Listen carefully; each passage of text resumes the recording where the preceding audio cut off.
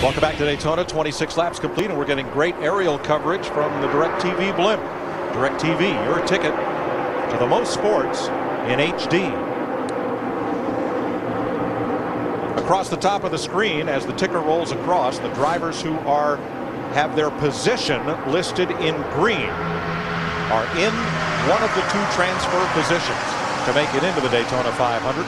Right now, Boris Said and A.J. Allmendinger just took the second of those positions away from two-time Daytona 500 winner Sterling Marlin.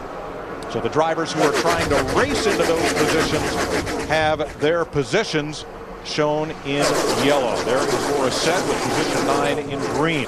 That'll help you keep up on who's in and who's trying. I think you spoke about A.J. Allmendinger too soon, though. He got to the bottom and he got drop-kicked in a hurry.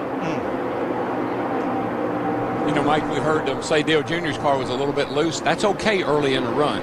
That car's going to tighten up as it goes along here. Fuel burns off, get a little nose weight in it, and he'll get better and better. So I think he's going to be fine. Okay. Elliott Sadler made an unscheduled pit stop. Dick Berggren can tell us why. Oh boy, here's the reason. This is the tire that was on the right front of Elliott Sadler's car, Mike, and as you can see, it shed virtually all of the tread. This is off the right front. There had been some tire issues in testing and also with a mud shootout, but this is the worst one I've seen so far.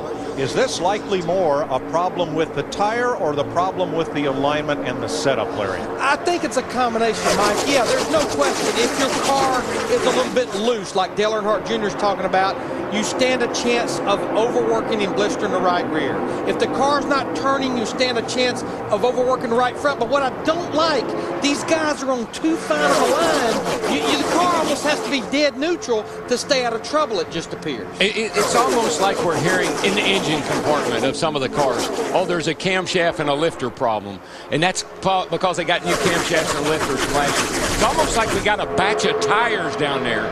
It seems like not all of them are going bad because everybody's not having a problem. I believe they can trace that tire problem down to a code and maybe come up with a solution. Check with Steve Burns.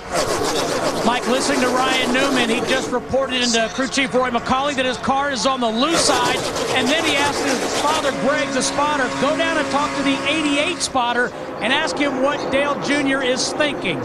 Waiting on a reply. Halfway next time by. Saw a little chunk of tire there, up out of the racing groove, but on the pavement. Tell you what, I know this is a battle for the lead right here between Earnhardt Jr. and Ryan Newman. Pretty impressed with Brian Vickers in the 83 car. Remember on lap 3, spinning off the backstretch, but we almost maybe spoke about him too soon because it looks like possibly he's coming back to pit road. He said a right side tire. Yeah, I think he said right front. And he had just about worked his way to one of the transfer spots from the rear of the field. And Larry, I think the right front is the problem because these cars are tight. They want to. If you're going to have a problem, you're probably going to abuse that right front tire in this car. Because of the safety interliners used on super speedways, the tire does not go flat to the rim, so it's hard to tell just from looking at it. It's the right rear, I believe, where the has had a problem, but we'll wait for confirmation. And it could be. I mean, if you're leaning on the right rear, then you're going to hurt the right rear. If you're leaning on the right front, you're probably going to hurt the right front.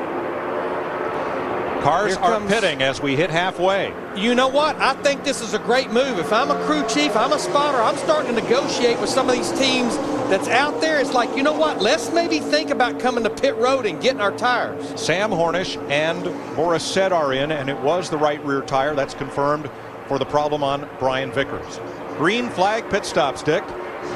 Well, Boris Said, who has been the top of the go or go home guys, is on pit road for his pit stop. He had hoped to pit with an entire pack of cars. Instead, he's pitting all by himself. This is the crew that ordinarily services Carl Edwards' nationwide cars. These guys are, they don't even have their own pit crew, but they're trying to get into the Daytona 500 anyhow.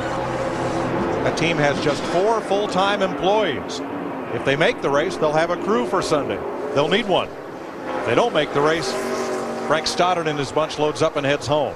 What he has to hope, Larry, is we don't have a caution. Exactly. Now you see A.J. Allmendinger there.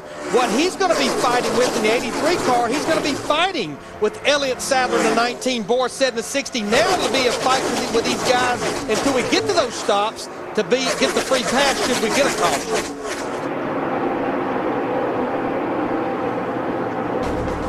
Green flag racing continues. 32 of 60 laps complete. Dale Earnhardt Jr. leading Ryan Newman and Reed Sorensen. Green flag pit stops underway in the first duel. Dale Earnhardt Jr. led the field on the pit road. A lap ago, Dick Berger came on the radio and says, I've got a vibration. I believe I've got a tire chunking today. And Jimmy Johnson has also pitted, in one of the tires that they've taken off that car as well shows a little bit of blistering. Steve. Dick, Ryan Newman came in. His car started to tick too free, and then it got really loose. Changed 4 tires, went down 2 rounds in the left rear. Junior is indeed the Pied Piper. When he pitted, 10 cars came with him. The lap before, both the Ganassi cars and Carl Edwards made stops. I just remember, when we started Speed Weeks, we had a tire issue because the track was green. Once we put cars on the track and got rubber on the track, the tire issue went away. What did we have here for a night and a day? We had rain, washed all the rubber off the track. So a lot of this is just putting the rubber back in the track. We were just looking at the 4 tires off of Dale Earnhardt Jr., the 88 car. Not sure if it was right rear, right front. I'd almost anticipate right rear. You saw just a little bit of blister on that tire. This should be the last of the cars coming to pit road here for the green flag stop. Now, Scott Riggs will give up the lead. J.J. Yaley, that blue car, comes back on pit road. His woes continue. He was too fast leaving the pits on his stop. So Riggs comes in, along with the 70 of Jeremy Mayfield, the 2 teammates for Haas CNC Racing. And I believe they will be the last cars to pit. Although, has Kenny Wallace been in? Kenny Wallace has been board. in. Yes, I believe. Yes. All right, think about this. Kenny Wallace actually pitted on lap 4. He was one of those cars that took advantage of that first caution to come in. So he has been to pit road, but not under green, it appears. Looks to me like the 12 car should be the leader, right, guys? Well, for a few moments here comes Jimmy Johnson in that 48 car. And he's getting a push from his teammate, Dale Earnhardt Jr. in the 88 car. Looks like we have cycled through the entire circle of green flag stops. And that shows you what can happen in the pits right there. The 48 car came in the pits. I think he was running 5th or 6th. Great pit work. He comes out, puts himself in a position to get the lead, and he may not relinquish it. And now the top 10 cars in the race are cars that are locked in to the Daytona 500. Now, all of these green flag pit stops were great news, I think, for like Elliott Sadler, who had that problem earlier in the 19 car, because now that it's cycled through, it has put Elliott Sadler back on the lead lap, actually in the top 10, it appears.